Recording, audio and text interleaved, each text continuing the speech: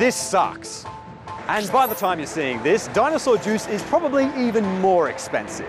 And while that's a kick to the hip pocket for, well, everyone, it's an even bigger hit for people who don't have a lot of income. And that includes many young people. I can't have fun anymore. I can't go drive from place to place. Like, it's expensive.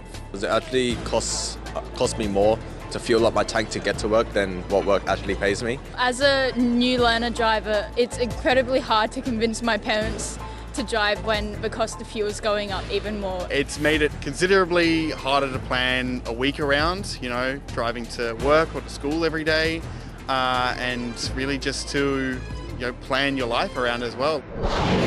As you probably know, this whole saga kicked off in April, when the war in Iran sent oil prices into the stratosphere.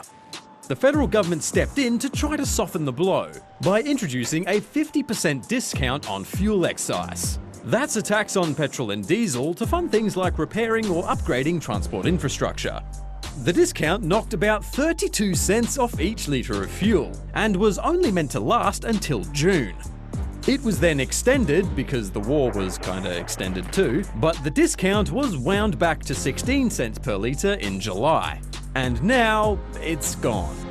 It has played a really important role, helping to take some of the sting out of these cost of living pressures. It was never the government's intention for that to be permanent. But things in the Middle East haven't wound back. Not completely anyway. Oil tankers still can't safely get through the Strait of Hormuz, which means around 20% of the world's oil supply is stuck. And everything that's not stuck is more expensive. While prices haven't gone as high as they were at the beginning of the war, they're heading back up there. My entire job is driving around, so that it gets very expensive every week, probably over $200 a week. Wow. And that's like half my paycheck, so. If you don't mind me asking, what is your job? Pizza delivery driver.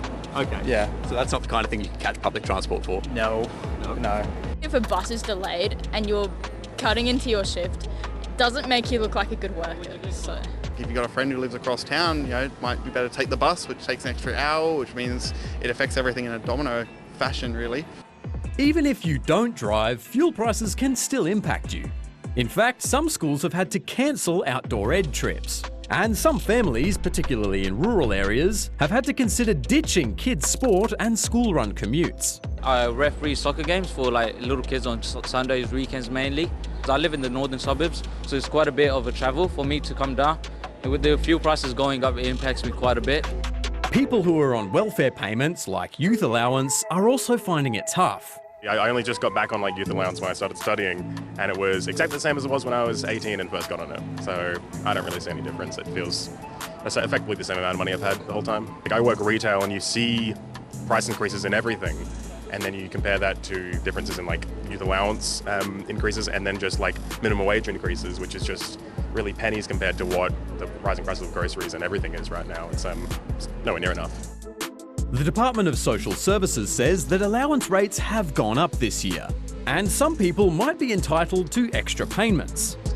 But many young people don't know how to take advantage of them. We don't get taught how to, this is how you apply for Centrelink, or, you have to rely on your parents or yourself to step into Centrelink, and then I know it's a whole process, and then not a lot of times you get money back that you need. The good news is, it could be worse. While we are paying more for fuel, the government says we aren't going to run out. We currently have 51 ships on the water on their way to Australia, and we have 3.1 billion litres of fuel locked in to be delivered over the next 4 weeks. The same can't be said for some other countries that have had to ration petrol or find ways to discourage people from driving.